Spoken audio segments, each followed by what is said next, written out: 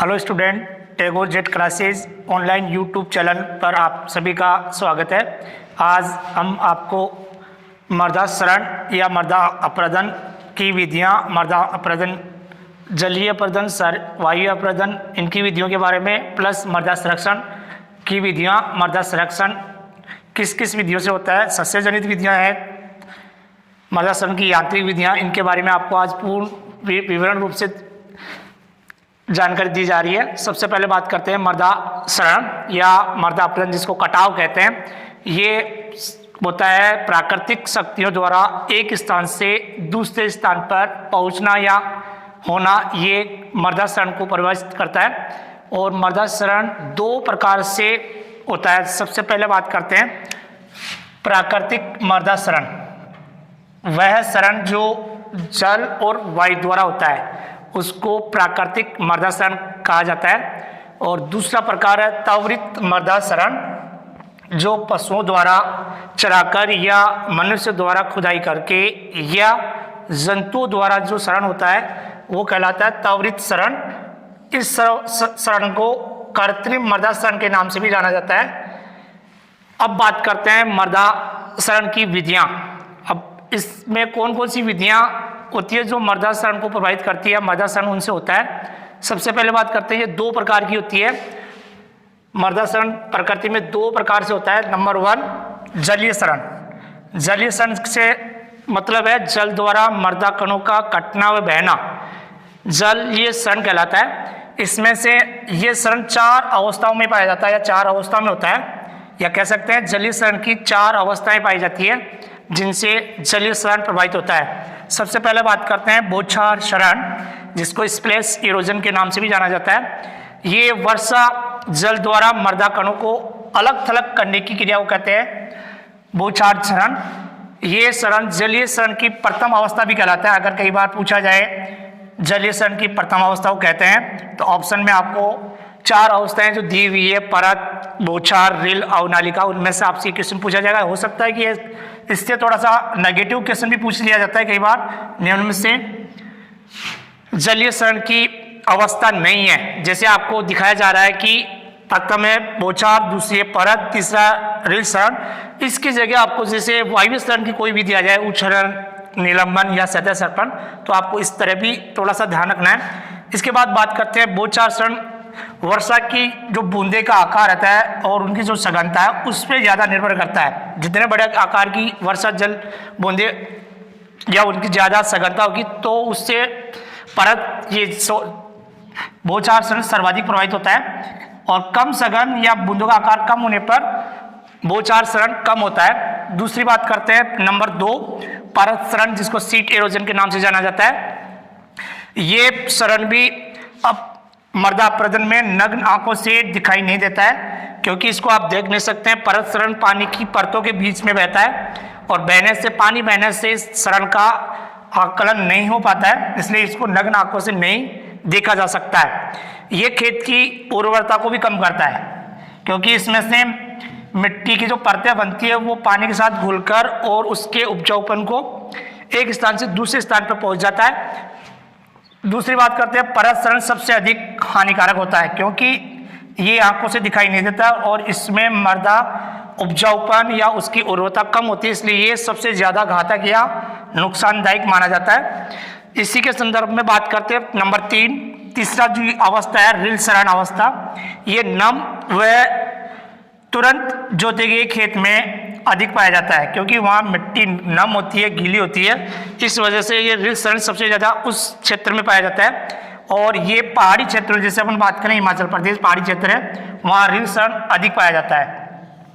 और रिल क्षरण की एक विशेष अवस्था है पहाड़ी क्षेत्रों में पाए जाने का, क्योंकि यहाँ रिल क्षरण में नालियाँ बनती है और नालियाँ पहले छोटे आकार में होती है, फिर उसके बाद में ज़्यादा बढ़ती जाती है और बढ़ने के बाद इसके बाद जो आगे वाली अवस्था आती है वो कहलाती है अवनालिका। क्योंकि जो पहली अवस्था है रिल क्षरण की बढ़ती अवस्था को कहते हैं अवनालिका। नंबर 4 इस अवस्था में क्या होता है, ये रिल क्षरण की बढ़ती अवस्था मानी जाती है, क्योंकि पहले इसमें नालियों का आकार छोटा होता है, जैसे जैसे नालियाँ बढ़ती जाती है आकार बड़ा हो जाता है। और इस क्षरण को नालीदार क्षरण के नाम से भी जाना जाता है, क्योंकि नाली आकार में ये क्षरण मृदा में अधिक पाया जाता है। इस जलीय शरण अवस्था में खेत में जुताई व कृषि कार्य करना संभव नहीं होता है, क्योंकि खेत गहरे आकार की नालियों में विभक्त हो जाता है। अतः कृषि कार्य करना और खेत की जुताई करना आसान नहीं होता है। इसी संदर्भ में वायवीय शरण की बात करते हैं तो वायवीय शरण कौन से माध्यम से होता है? हवा द्वारा मृदा कणों का एक स्थान से दूसरे स्थान पर पहुंचना, ये वायवीय शरण को परिभाषित करता है। ये शुष्क एवं अर्ध शुष्क क्षेत्रों में सर्वाधिक होता है। ये भी ध्यान रखना कि वायवीय शरण कहाँ होता है?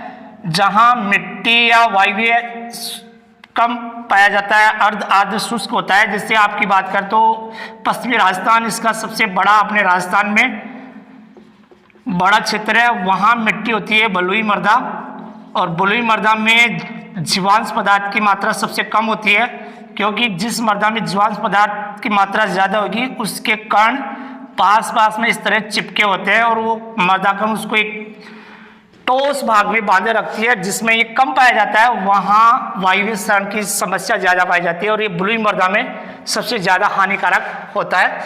अब बात करते हैं वायवीय शरण के प्रकार। वायवीय शरण को 3 प्रकार में या 3 भागों में बांटा गया है। सबसे पहले बात करते हैं उछलन को मैं परिभाषित करना चाहूँगा। 0.1 से 0.5 mm आकार वाले मृदा कणों को उछलन कहा जाता है। कई बार क्वेश्चन में पूछा जाएगा, जैसे 0.1 से 0.5 mm आकार वाले मृदा कणों को कहते हैं उछलन, निलंबन, सतह सर्पण, इस तरह से भी पूछा जा सकता है। तो आपको ये परिभाषित के रूप में भी आ सकता है, यह पूछ सकते हैं वायवीय शरण में उछलन में मृदा कणों का आकार होता है, ऐसा भी पूछा जा सकता है। तो ये आपको दोनों तरह से परिभाषा के रूप में प्लस कणों के आकार के आधार पर इसको याद करना, तैयार करना है।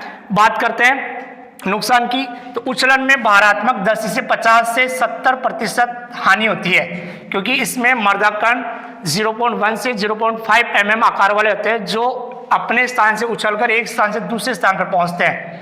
उसके बाद बात करते हैं दूसरी प्रकार में निलंबन में मृदा कणों का व्यास 0.1 mm या इससे भी कम होता है।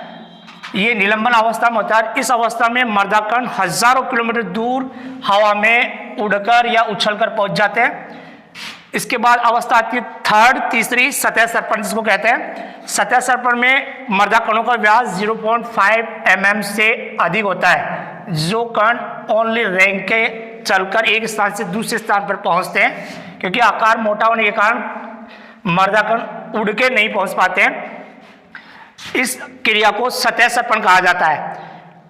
इसी के संदर्भ में बात करते हैं वायवीय जलीय शरण की विधियों के बाद में मृदा संरक्षण। जो संरक्षण इस मिट्टी को या इस मिट्टी कटाव को या शरण को रोकना है, उसके लिए कहते हैं मृदा संरक्षण, सॉइल कंजर्वेशन। इसमें सॉइल कंजर्वेशन की परिभाषा के रूप में देखा जाए तो मृदा को विभिन्न शरण शक्तियों जैसे जल और वायु, शरण शक्तियों का मतलब है विभिन्न जल और वायु से कटने और बहने से बचाने की जो क्रिया है वो सॉइल कंजर्वेशन या मृदा संरक्षण कहलाती है। बात करते हैं मृदा संरक्षण की विधियां, तो इसमें सबसे पहले आपको बताया जाएगा कि सस्य संबंधी विधियां। सस्य का मतलब होता है फसल संबंधी विधियां। फसल संबंधी विधियों में सबसे पहले बात करते हैं समोच्च खेती या कंटूर फार्मिंग।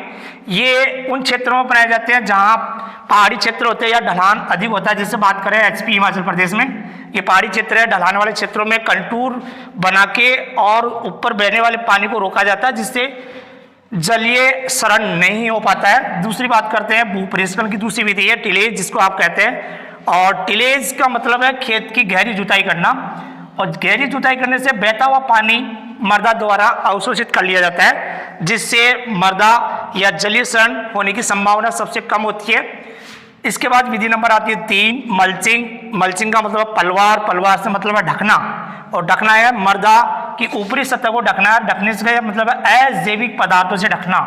अजैविक पदार्थों में हो सकता है आपके प्लास्टिक मल्च भी हो सकती है, स्टोन मल्च भी हो सकती है, धूल या डस्ट मल्चिंग भी हो सकती है, और स्ट्रा या भूसा मल्चिंग भी होती है, जिसको मृदा की ऊपरी सतह को ढकने से तेज वर्षा बूंदों से मृदा कण तितर बितर नहीं होते हैं और मृदा संरक्षण में मदद या सहायता मिलती है। बात करते हैं विधि नंबर 4 फसल चक्कर, जिसको क्रॉप रोटेशन के नाम से भी जाना जाता है। क्रॉप रोटेशन से मतलब है एक फसल के बाद दूसरी फसल बोते हैं, लेकिन पहली फसल कौन सी है, दूसरी फसल कौन सी होनी चाहिए। इसमें इस चीज का आपको बात का ध्यान भी रखना है कि पहली फसल होगी वो उतली जड़ वाली होगी, और उतली जड़ वाली फसलें क्या करती है, मर्दा कणों को आपस में बांधने में असमर्थ होती है, इसलिए पहली फसल उतली जड़ वाली होने के बाद दूसरी फसल आपको बोना है गहरी जड़ वाली। और गहरी जड़ वाली फसलें क्या करती है, मिट्टी के कणों को अच्छी तरह से बांध के रखती है, इसलिए मृदा संरक्षण में भी सहायता मिलती है। बात करते हैं नंबर 5 विधि, फसल की पट्टियों में बुआई करना।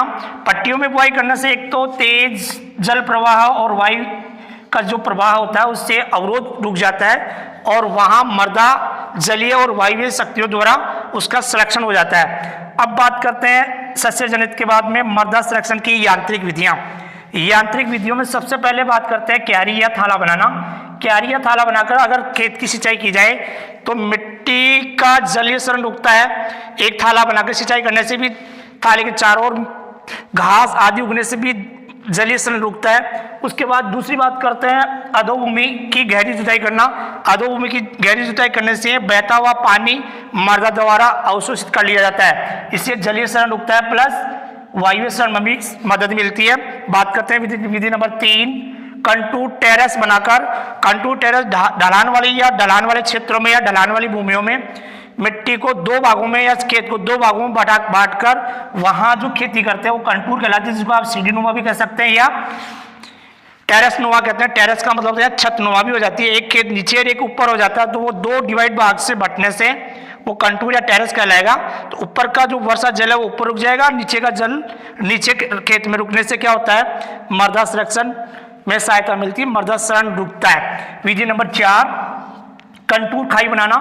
खेत के चारों ओर कंटूर खाई बनाने से भी बहता हुआ जल रुक जाता है, जिससे जलीय शरण में रुकावट उत्पन्न हो जाती है और जलीय शरण नहीं हो पाता है। इसी संदर्भ में एक बात करते हैं, फसल चक्र में अन्य फसलों के साथ घास उगाने की जो क्रिया होती है वो ले फार्मिंग कहलाती है। एक और इससे रिलेटेड क्वेश्चन होता है, उसमें आता है ले बाई प्रयोग। और ले बाई प्रयोग का मतलब है यहाँ फसल में, खड़ी फसल में कहते हैं यूरिया उर्वरक का प्रयोग करना। 2 सिमिलर वर्ड है, ले बाई प्रयोग है, यहाँ है ले फार्मिंग। तो ले फार्मिंग होता है फसल चक्र में अन्य फसलों के साथ घास उगाने को, और ले बाई प्रयोग होता है अंतिम निराई गुड़ाई के बाद गेहूं की फसल में यूरिया का छिड़काव कर प्रयोग करना ले बाई प्रयोग कहलाता है। तो 2 ये वर्ड आपको थोड़ा कंफ्यूजन कर सकते हैं, इनको भी आपको देखना है। ले बाई का मतलब है खड़ी फसल में यूरिया का प्रयोग करना, और यहाँ ले फार्मिंग का है फसल चक्र में अन्य फसलों के साथ घास उगाने की क्रिया ले फार्मिंग कहलाती है।